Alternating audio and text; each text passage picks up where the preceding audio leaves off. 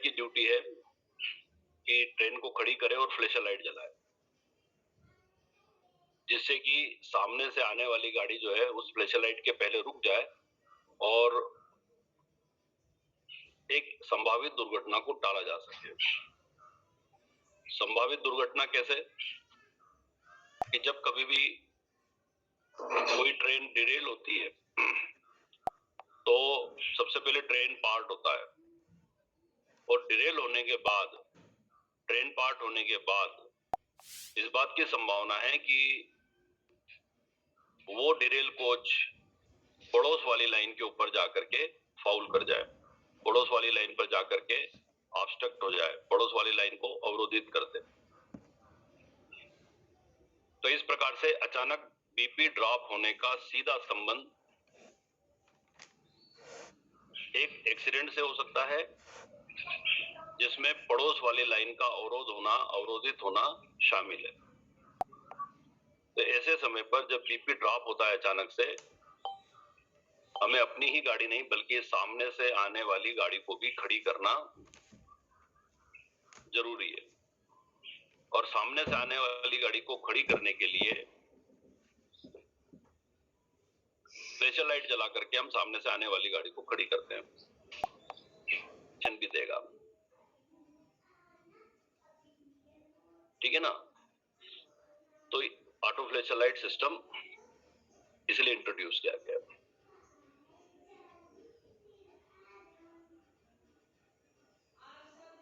तो हम अब जो पढ़ेंगे आज वो यही है कि ऑटो फ्लैशर लाइट P2 की पिकअप सेटिंग है 4.4 और P1 की है 4.5।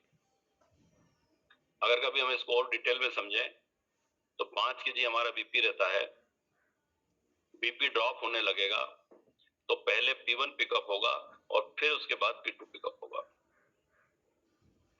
5 kg से ड्रॉप होना शुरू हुआ 5.9, 4.9, 4.8, 4.6, 4.5 P1 पिकअप और ड्रॉप हुआ 4.4 P2 पिकअप, यानी कि पहले P1 पिकअप होगा और फिर P2 पिकअप होगा। कहां लगे हुए दोनों? तो देखिए P2 लगा हुआ है जो लोको की ब्रेक पाइप की लाइन है इसके ऊपर, बीपी प्रेशर की लाइन पर। क्या मतलब निकल गया कि जब जब भी बीपी प्रेशर ड्रॉप होगा P2 पिकअप होगा और बीपी प्रेशर कितना 4.4 या यूं कहे 0.6 kg ड्रॉप होगा बीपी तो P2 पिकअप हो जाएगा। P1 कहां लगा हुआ है? तो P1 लगा हुआ है A9 और M2B के बीच में, A9 M2B के बीच में। पिकअप वैल्यू 4.5 यानी 0.5 बीपी ड्रॉप होगा तो P1, 0.6 ड्रॉप होगा तो P2। P1 P2 में किसी को कोई डाउट? P1 P2 दोनों नोज कंपार्टमेंट में नहीं रहते क्या? नोज कंपार्टमेंट में भी हो सकते हैं और कंट्रोल स्टैंड पे भी लगे हो सकते हैं। तो पहला काम तो ये कर देगी फ्लैशर लाइट जलाने का। हमको ऑटो फ्लैशर लाइट में 4 काम करवाने हैं। पहला काम PR3 डायरेक्ट कर देगी। दूसरा, इस PR3 के द्वारा आपको रेजिंग सर्किट बताया होगा, DMR के नेगेटिव साइड में PR3 का NC इंटरलॉक लगा हुआ है, तो DMR डी एनर्जाइज हो जाएगी, इंजन आइडल पर आ जाएगा। दूसरा काम हो गया। फिर इसके अलावा PR3 जो है एक और रिले को पिकअप करवाती है जिसका नाम है FLR को डी एनर्जाइज करवाती है, ड्रॉप करवाती है।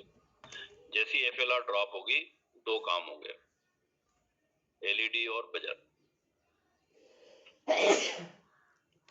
क्या क्या काम होंगे? 2, एक LED जलेगी और एक बजर बजेगा। एक मिनट। हाँ,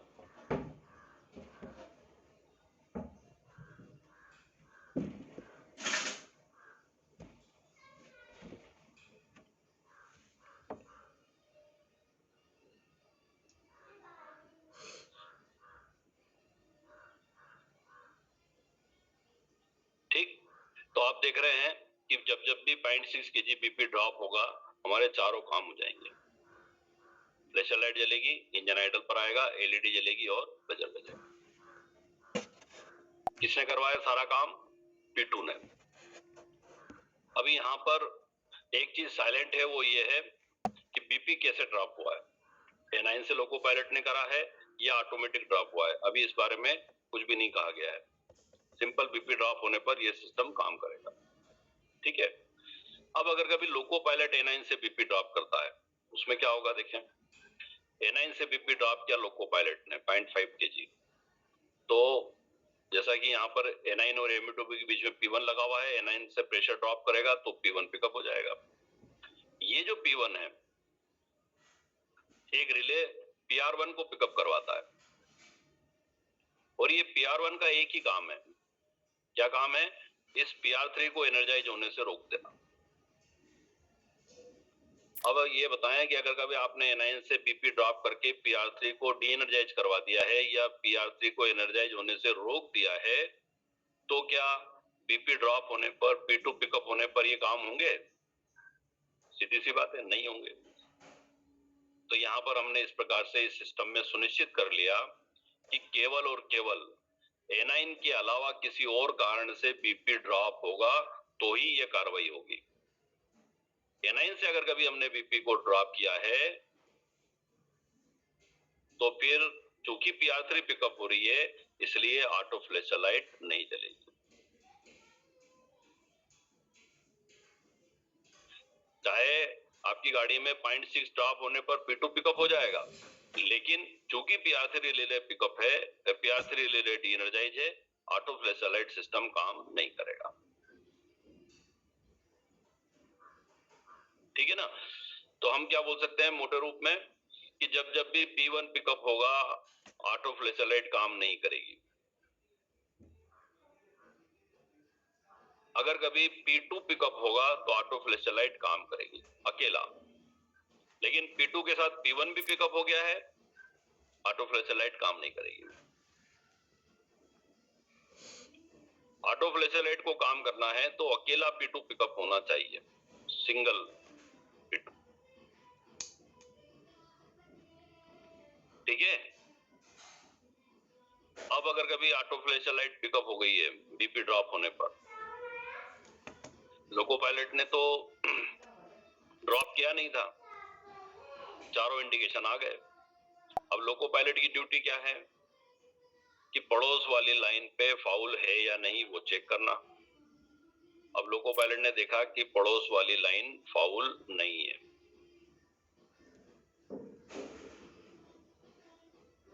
कोई बराबर है, कोई कोई दिक्कत नहीं है। हमारी गाड़ी के अंदर ही एक चेन पुलिंग हुई थी, इसलिए बीपी ड्रॉप हुआ था।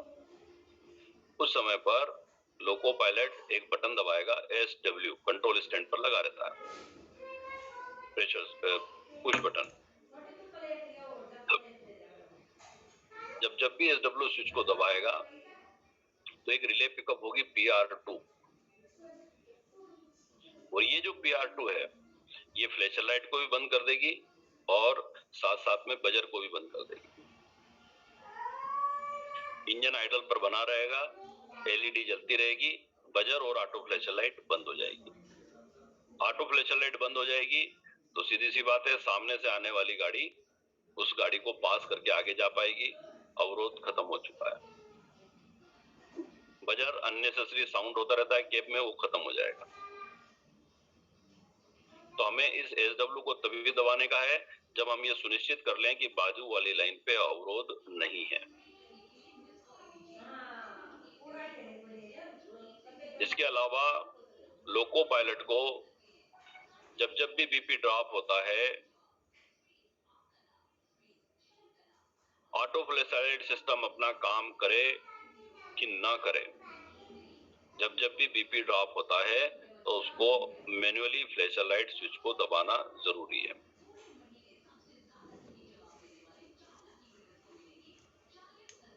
हम ये नहीं कहते कि ऑटो फ्लैशर लाइट लगा दिया था, अब आप फ्लैशर लाइट को स्विच को मत दबाओ, नहीं, दबाना है, चलाना है, ऑन करना है। ओके।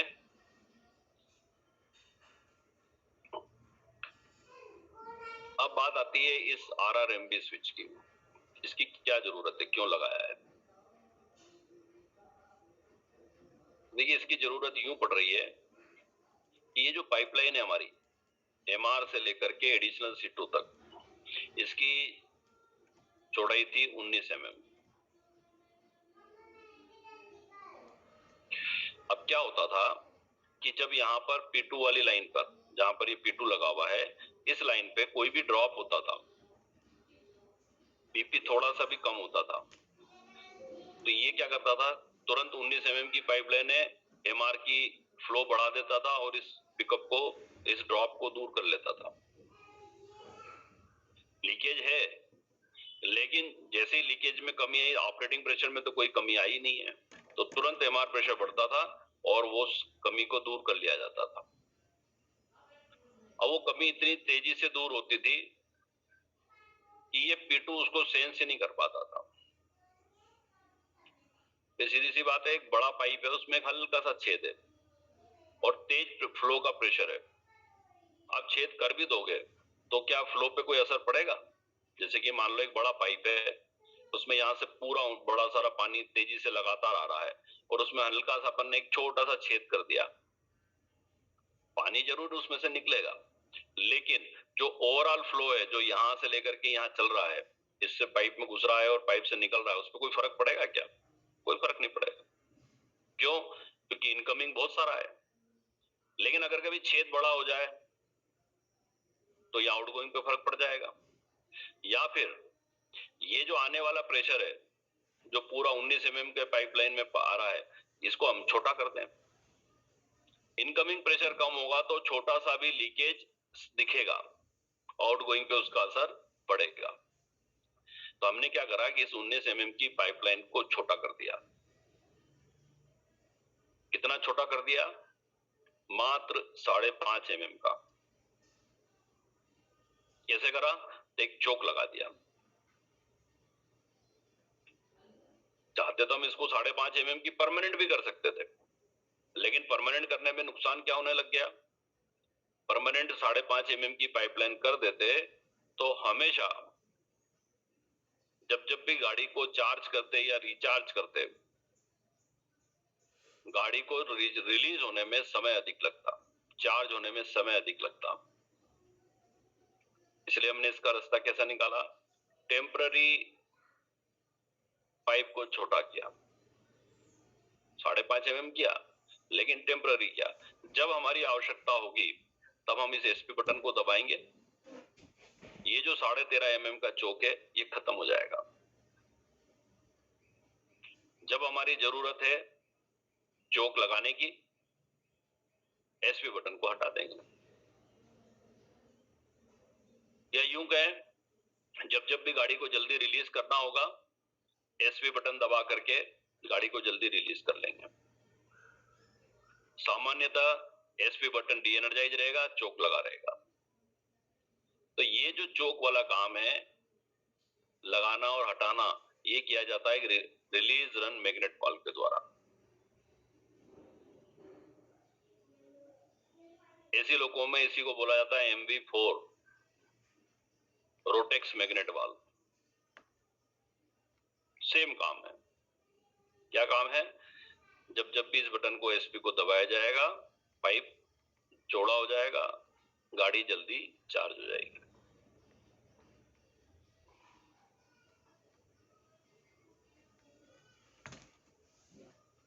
ये जो लिखा हुआ है स्क्रीन पे, इसको स्क्रीनशॉट कर लो तो आपको याद रहेगा हमेशा।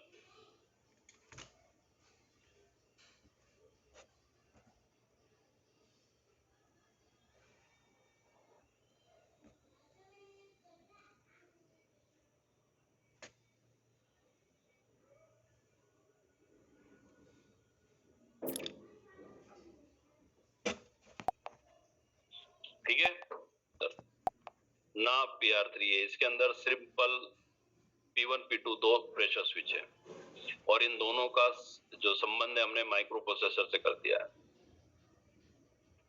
और क्या लॉजिक लगाया कि अगर कभी P1 भी पिकअप है और P2 भी पिकअप है, दोनों पिकअप है, तो ऑटो फ्लैशर लाइट जलेगी, ऑटो फ्लैशर लाइट नहीं जलेगी।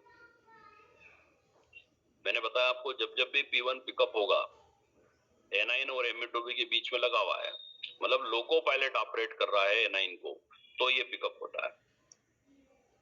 लोको पायलट ने ऑपरेट करा N9 को, बीपी ड्रॉप हुआ, P2 पिकअप हुआ, ऑटो फ्लैश लाइट नहीं जलेगी। लेकिन P1 पिकअप नहीं हुआ है, केवल P2 पिकअप हुआ है अकेला, तो ऑटो फ्लैश लाइट सिस्टम चलेगा। ये माइक्रो प्रोसेसर खुद कर देगा। तो सारा लॉजिक किसके ऊपर टिक गया? इस P1 P2 पे। अकेला P2 जब जब भी पिकअप होगा ऑटो फ्लैश लाइट जलेगी, और इस P2 के साथ P1 पिकअप हो गया, ऑटो फ्लैश लाइट नहीं जलेगी। इसीलिए हम कहते हैं कि P2 ही ऑटो फ्लैश लाइट सिस्टम के लिए जवाबदार है। और जब कभी भी आपको ऑटो फ्लैश लाइट में कोई समस्या आती है, आप P2 के वायर को निकाल दें। P2 के वायर को निकाल के टैप करें। कैसा होता है P2? तो देखिए, दो वायर काले काले इस पे जुड़े रहेंगे। आपको क्या करना है, इस वाला एक जो है इसकी नट को खोलना है और बाहर कर देना है, और इसको बांध करके टेप कर देना है। कहानी खत्म। इसको इसके ऊपर लगा मत देना कभी। इस वाले वायर को खोल के अलग कर देना, कोई सा भी जो आपको समझ में आए, जो आसान हो खोलना, खोल दो एक को। फिर आपका ऑटो फ्लैश लाइट सिस्टम काम नहीं करेगा। ठीक है? हमारा ऑटो फ्लैश लाइट, किसी को सवाल पूछना हो तो पूछ सकता है। बोलो लोकेश। सर बहुत सी बार PR1 ही खराब हो, या फिर आपकी गाड़ी में लीकेज ज्यादा हो जिसकी वजह से गाड़ी देर से रिलीज हो रही है, तो ऑटो फ्लैश लाइट सिस्टम जल जाएगा। अब हमें यहाँ पर क्लियर रहता है कि A9 से BP ड्रॉप किया गया है